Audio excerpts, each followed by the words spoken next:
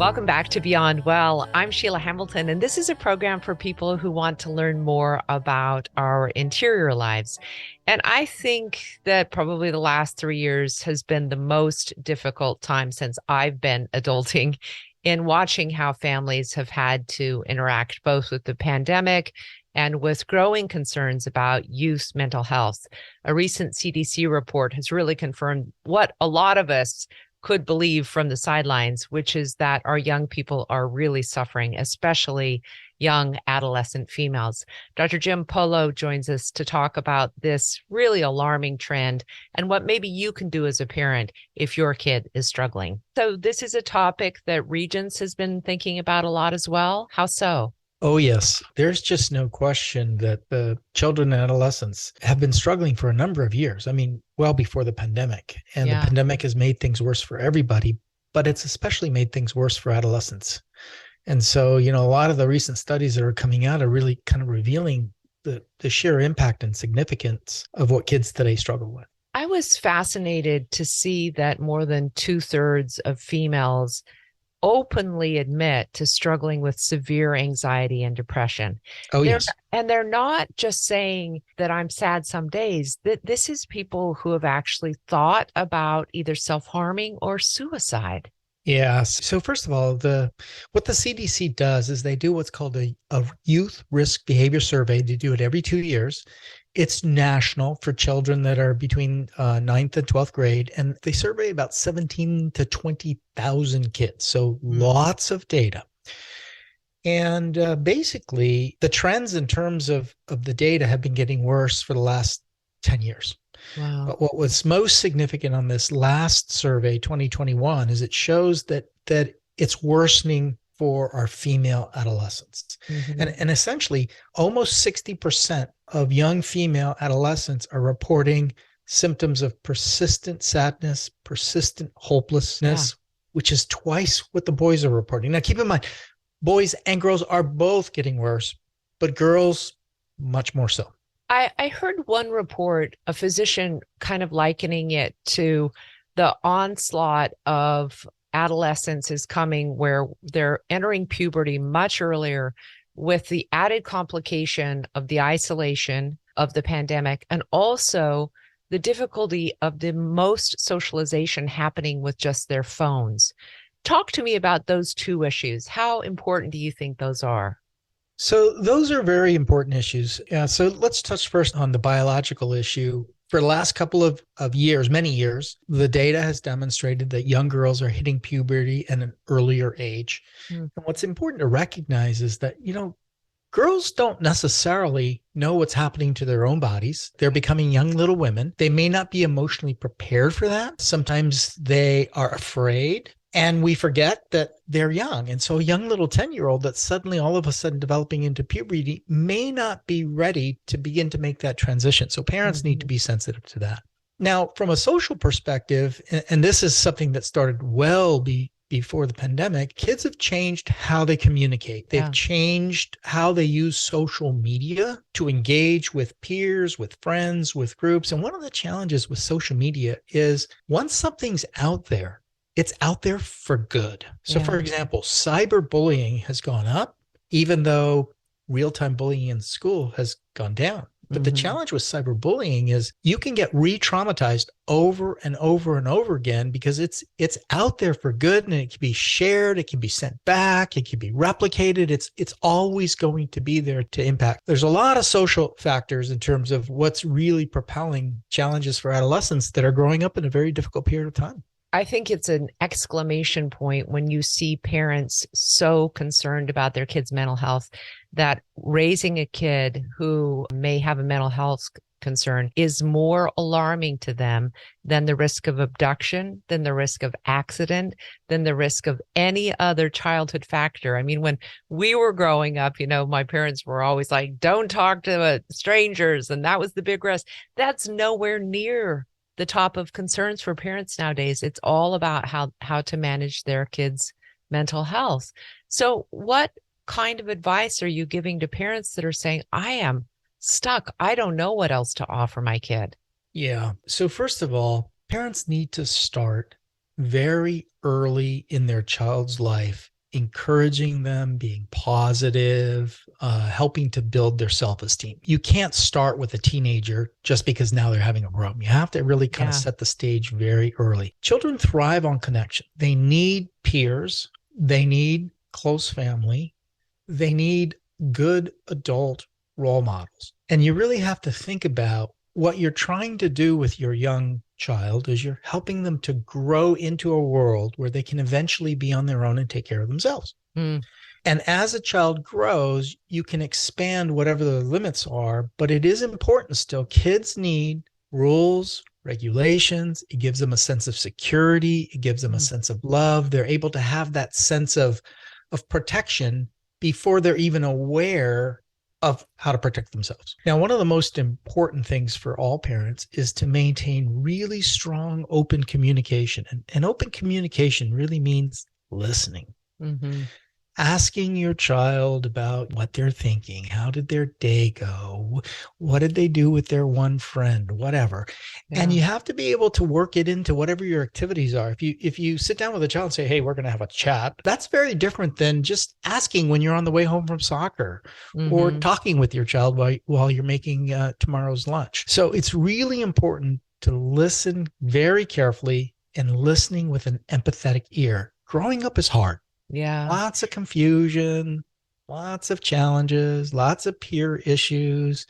So it's about listening to see what they're experiencing and being supportive rather than trying to fix everything right away. It was interesting parenting, Dr. Polo, where the time that you might want to have the talk is like, okay, you're headed out to a middle school party. I want to talk to you. I know they're not interested, but they get home late at 10:30 and they're having a snack. And it's almost like when they don't have to look in your eyes face to face, that they can have those open-ended conversations with parents.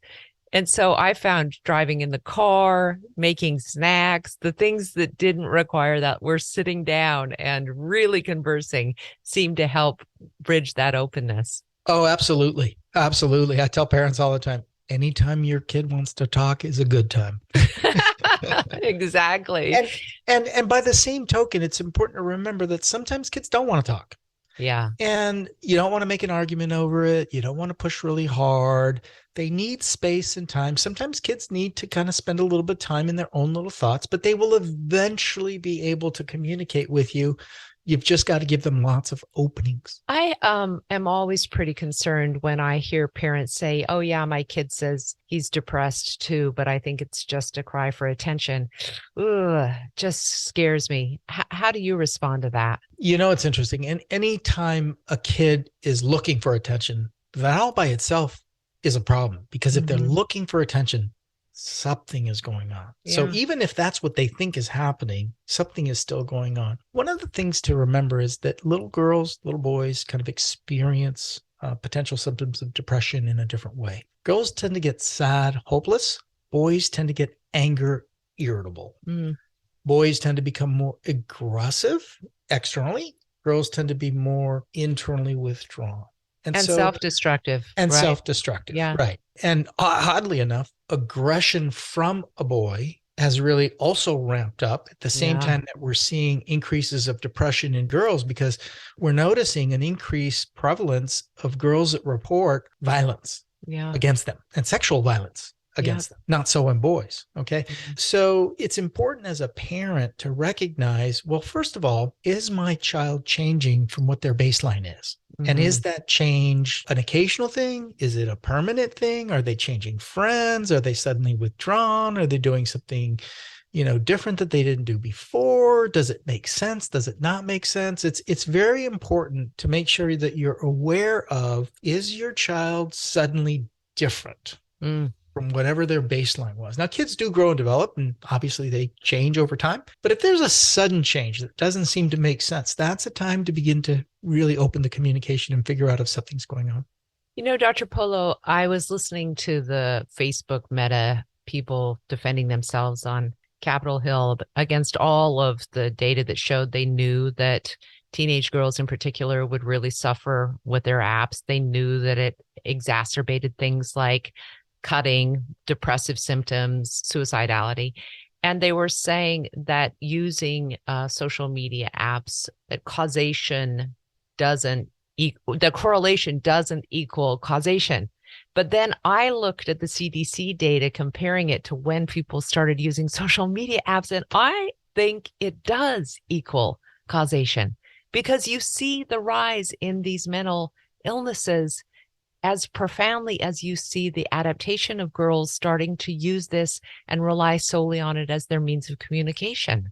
Absolutely. Absolutely. And there's no question that social media is going to continue to grow and morph and change. And so the reason why that's important is I always tell parents, you need to be very attuned and aware of what your child is doing with their phone, Yeah. what sites are they going to on the web. And obviously when they're young you want to be more restrictive, and as they get older you want to be looking in a different way, because Yeah. sometimes those adolescents get onto websites that actually put them at grave risk. So Right. talking with kids early about the dangers of web and internet and phone, but also keeping a pulse is very important as a parent. I think the other thing that comes to mind is that the pandemic has pushed us in the direction of separating socially. And of course, one of the things that we would tell people during the pandemic is, hey, you should try to connect online because it's Yeah. better than not connecting at all. Right.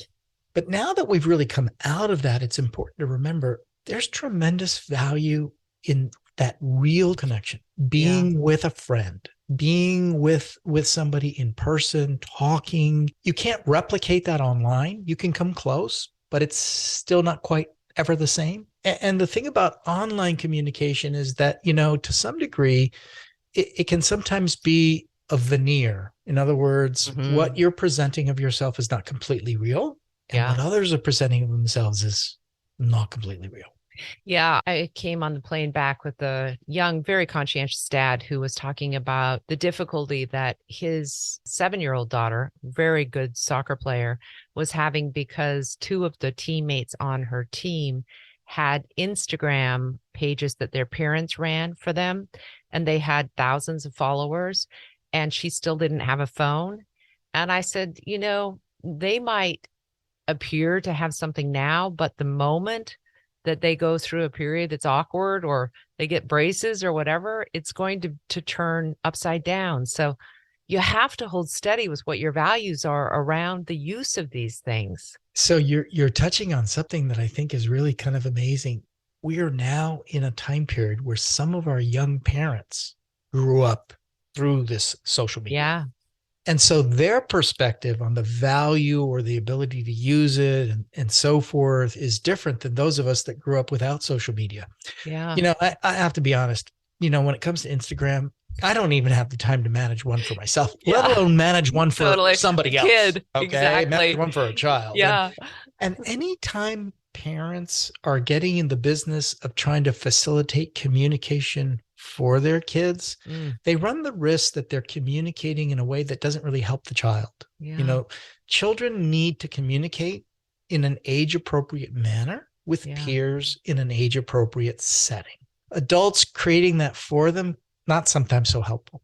And also, Dr. Polo, I'll just note that there has been a lot of investigation now that shows the people who follow those accounts tend, especially the males, they tend to be pedophiles. They're not just people, regular guys who are supportive of the kids' soccer. They tend to Well, be pedophiles. So it can yeah, be very, very dangerous. you'd never know who's on the other end of the receiving of any kind of social media. And, I worry about young kids that are communicating with people online Yeah. that they've never even met. It's one thing if, hey, Joey down the block is a kid that just got a phone. I have a phone and we're texting back and forth. Isn't that cool? Yeah. But very different communicating with somebody they've never met and don't know who that individual could or couldn't be. Totally.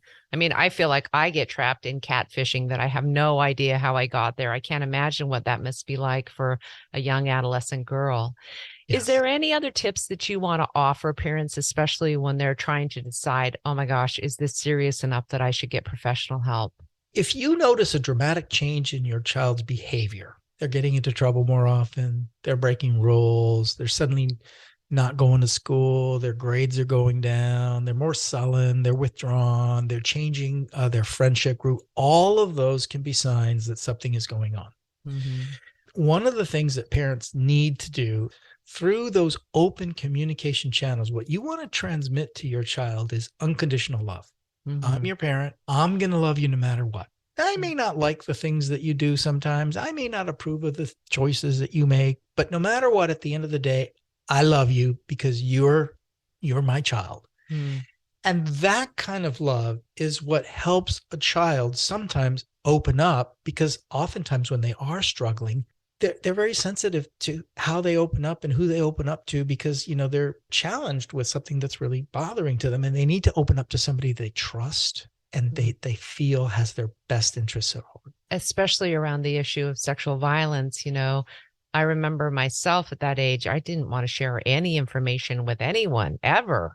No, So you manage a lot of these experiences and the sadness that you might go through during those periods where you should have someone you can reach out to. And sometimes if it can't be a mom or a dad, it could be an aunt that you really, really trust, right? there's something else that I think is important. Parenting is hard. It's not easy. Yeah. So I tell parents all the time, first of all, you don't need to be perfect. It's okay to give yourself a break. It's also okay to make sure that you're focusing on yourself and taking care of yourself, because if you don't take care of yourself, you can't really take care of your kids. Mm. And then the other thing for parents is connect with other parents. Connect with people that you trust. Bounce ideas off of a good friend or an uncle or a brother. It's very hard to parent. You shouldn't have to necessarily go through it alone. Yeah, I love that, Dr. Polo. Thank you again. It's always such a pleasure to see you, and how wonderful to catch up.